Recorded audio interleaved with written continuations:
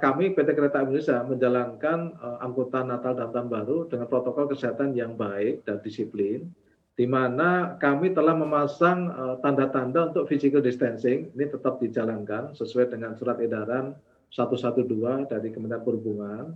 Kemudian penyediaan hand sanitizer, wastafel portable itu juga kita siapkan, serta suhu tubuh kita lakukan pengukuran, sehingga semua pelanggan diharapkan sudah bisa memenuhi. Ya. Kemudian juga syarat antigen, ya rapid test antigen ini kami juga lakukan, sehingga artinya para pelanggan di dalam melakukan perjalanan memenuhi rapid test antigen untuk yang berlaku 1 kali 24 jam, sementara untuk PCR ini berlaku 3 kali 24 jam.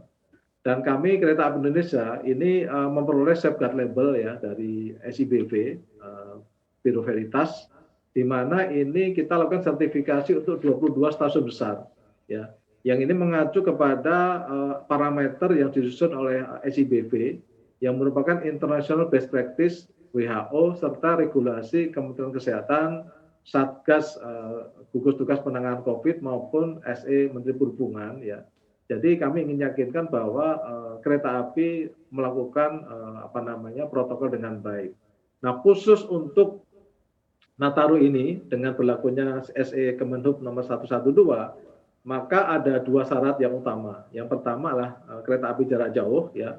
Tadi Mbak Iva sudah sampaikan di awal, misalnya usia di atas 17 tahun, maka vaksinnya adalah dosis lengkap, artinya minimal 2 kali dosisnya. Kemudian juga tadi hasil rapid test antigen, ya, kalau antigen berlaku 1 kali 24 jam, kalau yang PCR 3 kali 24 jam.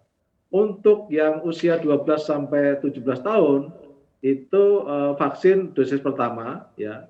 Kalau belum dapat divaksin karena alasan medis, ini menyatakan surat keterangan dokter spesialis atau dokter rumah sakit pemerintah sebagai pengganti vaksin, ya, di samping antigen dan PCR atau PCR. Kemudian yang di bawah 12 tahun, ya, ini harus menunjukkan hasil rapid antigen PCR 3 kali 24 jam dan didampingi orang tua. Jadi ini yang berbeda dari SE sebelumnya. Untuk anak di bawah 12 tahun, maka harus mengambil PCR yang nanti berlaku 3 kali 24 jam dan didampingi orang tua.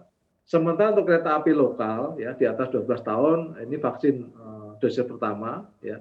Kemudian kalau belum mendapatkan vaksin karena alasan medis, dapat menyertakan surat keterangan dokter spesialis atau dokter rumah sakit pemerintah sebagai pengganti vaksin. Sementara untuk di bawah 12 tahun, untuk kereta api lokal cukup didampingi orang tua saja. Demikian.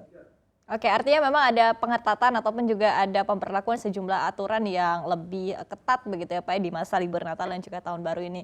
Nah, kemudian kalau kita berbicara terkait dengan tantangan, biasanya kan sebelum pandemi dari tahun ke tahun tantangan utamanya adalah bagaimana caranya mengatur begitu banyak calon penumpang begitu Pak di stasiun-stasiun yang ada. Nah, untuk tahun ini kira-kira tantangan utamanya seperti apa Pak?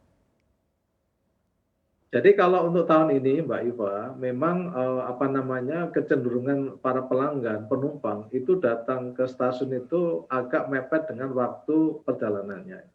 Untuk itu kami terus menghimbau kepada para pelanggan, para penumpang kereta api untuk menyediakan waktu yang cukup untuk menjalani rapid test antigen, ya. Rapid antigen kami yang yang kita lakukan itu sudah nanti langsung masuk ke aplikasi Peduli Lindungi, ya, hasilnya. Dan kemudian di dalam boarding kereta api, aplikasi KAI Akses itu juga tersambung atau terintegrasi dengan aplikasi Peduli Lindungi. Jadi kalau Mbak Eva bisa jadi penumpang masuk melakukan boarding, maka begitu kita scan, ya, tiket daripada penumpang, nanti di layar petugas itu akan muncul vaksinnya sudah berapa kali, kemudian rapid test antigen yang berlaku sudah tercatat di situ.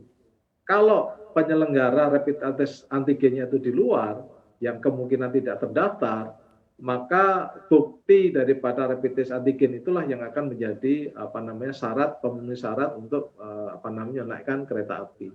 Nah, kami di kereta api juga menyediakan health kit, ya, yang isinya masker dan tisu basah, sanitizer, Ya sehingga itu sebagai upaya untuk mencegah penyebaran COVID di area kereta api, baik di stasiun maupun di atas kereta api.